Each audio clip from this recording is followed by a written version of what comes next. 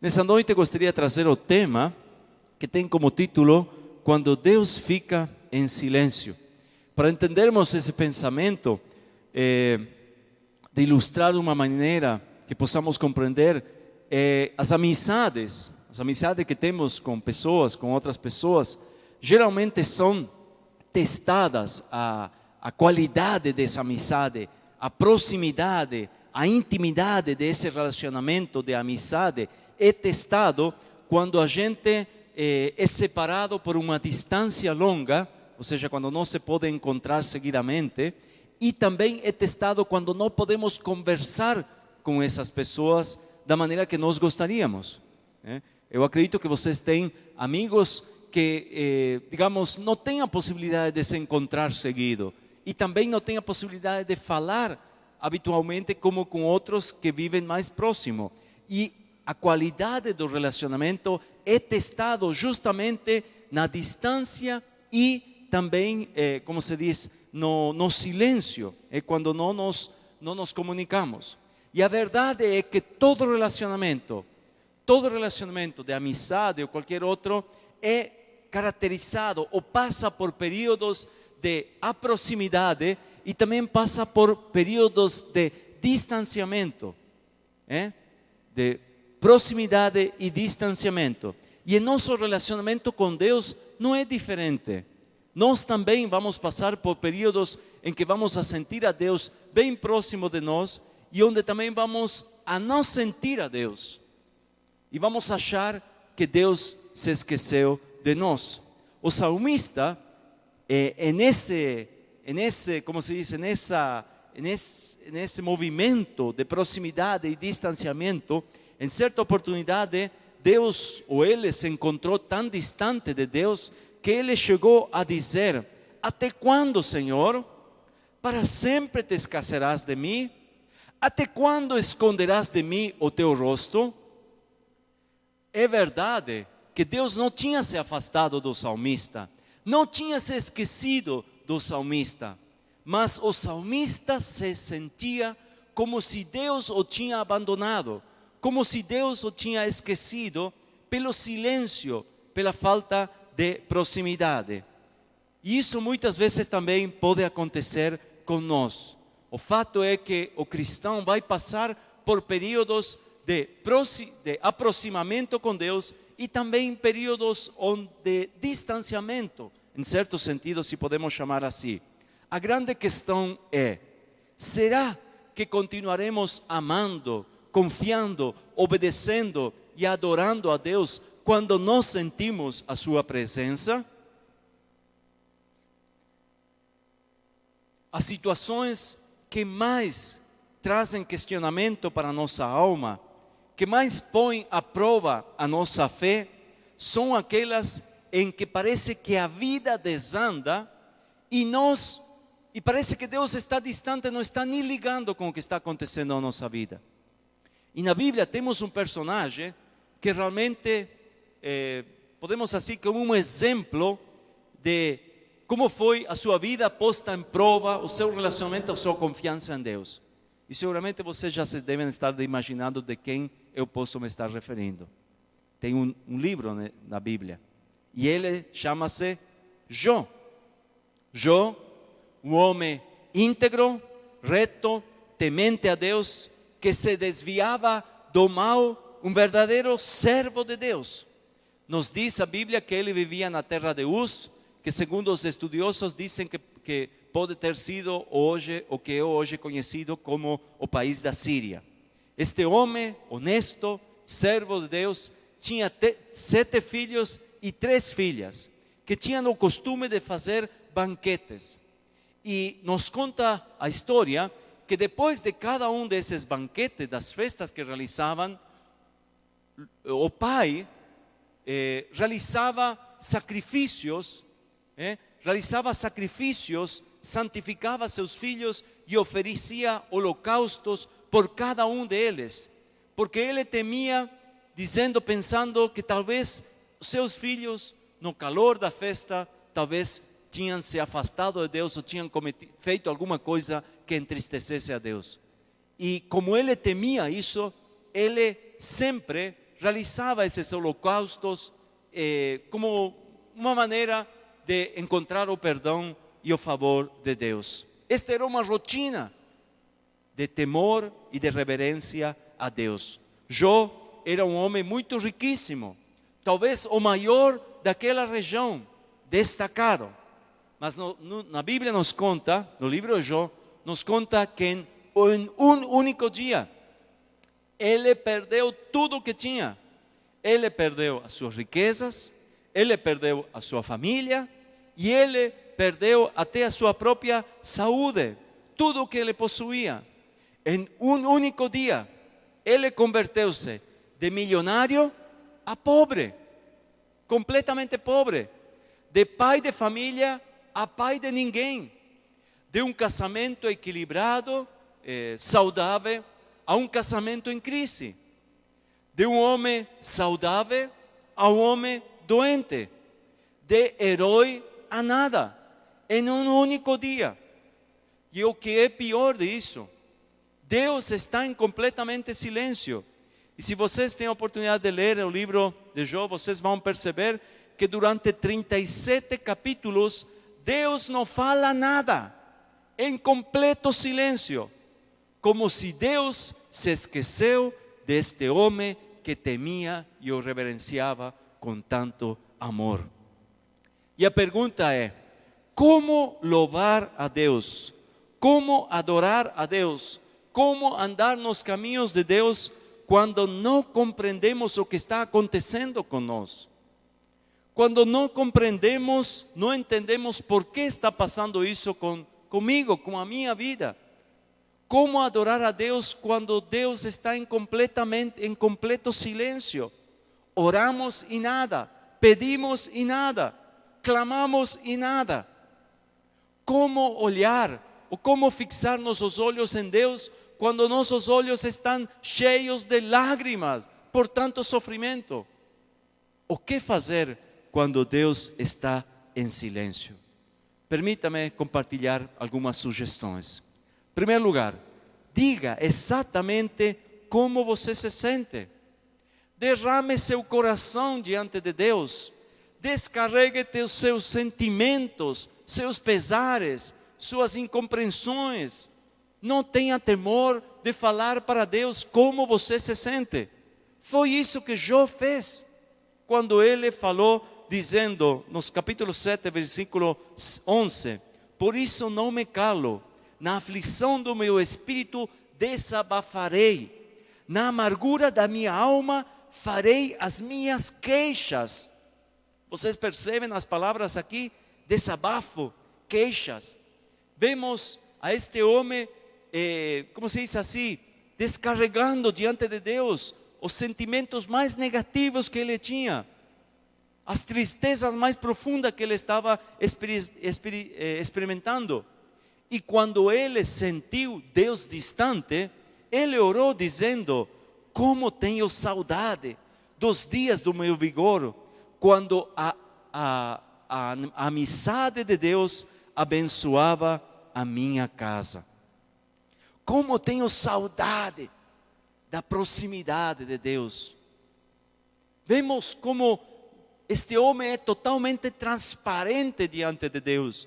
E isso que Deus espera de nós também, que nós descarreguemos nossos sentimentos, nossas frustrações, nossas tristezas, o que estamos sentindo, que realmente descarreguemos diante de Deus. Ser honestos como nos sentimos, ser honestos, reais e verdadeiros de como nos sentimos diante de Deus, mesmo que sejam sentimentos negativos. Confiar a Deus a nossa dor é uma maneira também que nós temos de adorar a Deus. Saibam, Deus sabe lidar com nossos sentimentos. Deus sabe e pode lidar com nossas frustrações, com nossa dor, com nossas incompreensões, com nosso negativismo. Deus sabe, tem capacidade de lidar com isso. Por isso, diga a Deus o que você sente. Se Deus lhe deu a fala, fale. Se Deus lhe deu o choro, chore diante de Deus. Mas abra seu coração para Ele. Nos momentos de angústia, de dificuldade, como você se relacionou com Deus? Você abriu seu coração? Você jogou a sua tristeza diante dele? Ou você tem omitido tais sentimentos com medo de provocar a Deus? Irmãos, Deus nos ama e Ele quer que nós desparramemos, ou como diz, contemos exatamente como nos sintamos, como nos sentimos. Não tenhamos medo de falar com nosso Deus. Segundo lugar, concêntrese em quem Deus é. Concêntrese em quem Deus é. Independentemente da circunstância que estejamos enfrentando e de como nos sintamos, nós precisamos nos apegar ao caráter imutável de Deus. Quando a vida de Jó tinha totalmente sido destruída, não tinha motivo, podemos pensar, esse homem não tinha motivos de adorar ao Senhor. No maior poço profundo, ele ainda encontrou motivos para agradecer e para adorar a Deus. Permita-me compartilhar alguns motivos pelo qual Jó ainda pode adorar a Deus. Ele diz que Deus era bom e amoroso. Em capítulo 10, 12 diz: deste-me vida e foste bondoso para comigo, e na tua providência cuidaste do meu espírito. Vemos que Jó, mesmo na dor, mesmo no sofrimento, quando Deus estava em silêncio, ele ainda encontrou motivos para adorar a Deus, porque Deus é bom e amoroso. Ele reconheceu que Deus é todo-poderoso. Sei que podes fazer todas as coisas, nenhum dos teus planos pode ser frustrado. Ele repara em cada detalhe da sua vida, da minha vida, mas Ele conhece o caminho por onde ando, diz Jó. Ele está no controle. Quem o nomeou para governar na terra? Quem o encarregou de cuidar do mundo inteiro? Aqui percebemos que Jó encontrou motivos para adorar a Deus. Por isso, na dor, no sofrimento, concentremos-nos naquilo que é eternamente verdadeiro a respeito de Deus. Deus é bom, nos ama, Ele está conosco, Ele cuida de cada detalhe da nossa vida e Ele se importa como nós estamos indo. Um autor chamado Raymond Edman disse: nunca duvide na escuridão do que Deus lhe disse na luz. Nunca duvide na escuridão o que Deus lhe disse na luz. Por isso, concentre-se em quem Deus é. Terceiro lugar, confie que Deus cumprirá as promessas. Em tempos de sequidão espiritual, precisamos confiar pacientemente nas promessas de Deus e não nas emoções, não nos sentimentos. Fé e não sentimentos é o que agrada a Deus. Fé, confiança nas promessas de Deus e não sentimentos. Devemos perceber que Ele, Deus, está tentando, nesses momentos de silêncio, Deus está tentando que nós possamos ficar mais maduros em nossa fé, possamos crescer e nos aproximar mais de Ele. E nesses momentos de silêncio, Jó se apegou à palavra de Deus. Ele disse: não me afastei dos mandamentos dos seus lábios, dei mais valor às palavras de sua boca do que ao meu pão de cada dia. Para Jó era mais importante as promessas de Deus que o próprio alimento. Para ele era mais importante a verdade de Deus do que aquilo que ele estava sentindo nesses momentos. É muito melhor crer para ver do que ver para crer. Crer para ver do que ver para crer. Por isso, confie que Deus cumprirá suas promessas. E por último, lembre-se do que Deus já fez em sua vida. Lembre-se do que Deus já fez em sua vida. E se Deus não fizesse nada mais na sua vida, a partir desse momento, se Deus não fizesse nada mais em sua vida, tudo aquilo que Ele já fez na sua vida é motivo suficiente para agradecer e para louvar ininterrompidamente ao nosso Deus. O que Deus fez por nós, enviando Cristo para morrer por nossos pecados, é um motivo suficiente para que nós o adoremos e vivamos em gratidão. Precisamos um motivo maior do que aquilo que Deus fez por nós, morrendo na cruz do Calvário por nossos pecados? Se não fosse por Deus, nós estaríamos condenados à perdição, sem esperança, vivendo em um terror. Mas graças a Deus que enviou seu Filho, nós podemos ser salvos. E este é o maior motivo que temos para adorar a Deus. Infelizmente, muitas vezes esquecemos do que Deus fez por nós. Muitas vezes esquecemos o preço que Jesus teve que pagar pela salvação da nossa alma. Se nós simplesmente pensarmos e lembrarmos que o Filho de Deus foi despido, desnudado completamente, foi espancado até ficar totalmente e completamente irreconhecível, ridicularizado, foi colocado uma coroa de espinhos sobre sua cabeça e cuspido sobre seus rostos de forma humilhante. E por que Jesus passou por tudo isso? Porque a Bíblia diz: Deus tornou pecado por nós aquele que não tinha pecado, para que nele nos tornássemos justiça de Deus. Deus o tornou pecado a ele que não tinha pecado, para que pela justiça dele nós possamos experimentar o perdão e a graça de Deus. Irmãos, Jesus morreu para que nós possamos viver para sempre. E isso é motivo suficiente para adorar e para viver em gratidão por Ele, para Ele por sempre. Deus é real, Deus é verdadeiro. Não importa o quão distante nós sintamos dEle, mas Ele é real. E Deus continua nos amando. Continua nos amando. E Ele diz: nunca o deixarei, nunca o abandonarei. No silêncio, mesmo que sintamos a Deus bem longe, mas a verdade é que Ele nunca nos vai abandonar e nunca nos vai deixar. Eu quero convidar o vocal masculino para que venha. Queremos apresentar uma música. E enquanto eles vêm se preparar, eu quero contar de uma história de um certo homem que estava dormindo no seu quarto e de repente teve uma visão que Deus apareceu para ele, uma luz resplandeceu e Deus apareceu para ele e disse que ele tinha uma tarefa para ele, que tinha algo para ele fazer, se ele estava disposto a fazer.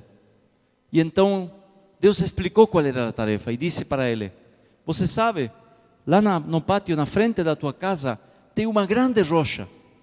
Eu quero que você vá todos os dias e que você empurre com todas as tuas forças essa rocha. Você entende a tarefa? Você está disposto a fazer? E o homem entendeu e aceitou o desafio. E assim ele foi. Dia após dia, no sol, na chuva, no calor, no frio, no vento, ele ia e empurrava com todas as suas forças a rocha. E cada noite ele voltava para seu quarto e se deitava e ficava pensando, frustrado, dizendo: mas o que aconteceu? Me esforcei tanto e não consegui mover essa rocha nem 1 milímetro. Eu coloquei todo o meu esforço no sol, na chuva, no calor, no frio e não consegui fazer nada. O que será que está acontecendo comigo? Onde será que estou falhando? E o adversário, das nossas almas, percebeu esse sentimento e começou a semear dúvida no coração, na mente desse homem, dizendo: viu, você não consegue nada, você não consegue, de que adianta? Você não mexe nada aquela rocha, por que você não abandona?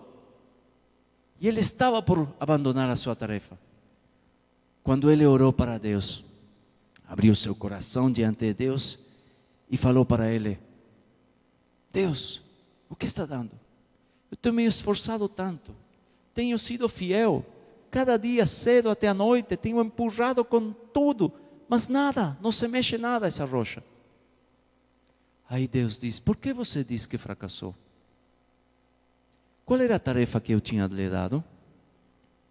Eu pedi para que você empurre aquela rocha. E foi isso que você fez? Sim. Eu não pedi para você mover a rocha. Eu só pedi para você empurrar a rocha. E você conseguiu. Por que você diz que é fracassado? Olha teus braços como estão fortes. Olha tua mão como está calejada. Olha com tuas pernas como estão cheias de vigor.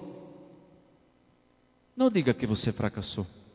Você fez o que eu lhe pedi que você fizesse. E assim é o que Deus espera de nós, queridos irmãos. Deus quer que nós obedeçamos e confiemos na sua palavra. Obedeçamos e confiemos na sua palavra. Que exercitemos uma fé que move montanhas, mas que saibamos que em definitiva quem move as montanhas é Deus. Por isso, querido irmão, querida irmã, quando tudo lhe parece errado, eu animo para que você continue empurrando. Quando você está cansado, eu animo para que você continue empurrando. Quando as pessoas não entendem e não compreendem a sua vida, as suas eleições, eu animo para que você continue empurrando. Quando a dor ficar tão forte e insuportável, eu o animo a que continue empurrando. Quando todos o deixarem, eu animo que continue empurrando. A música que queremos cantar é um convite que no meio do silêncio e da dor nós possamos louvar ao nosso Deus.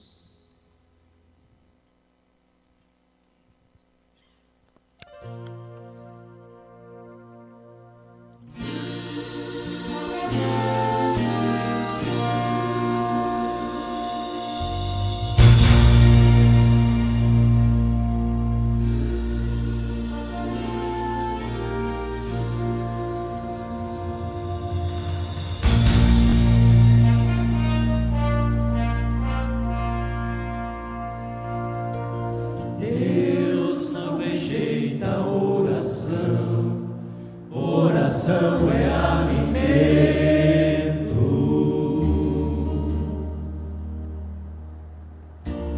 Nunca vi o justo sem resposta ou ficar no sofrimento.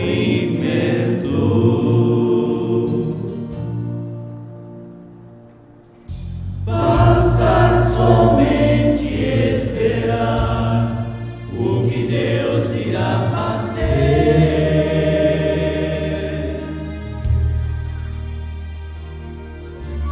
Quando Ele estende suas mãos, é a hora de vencer.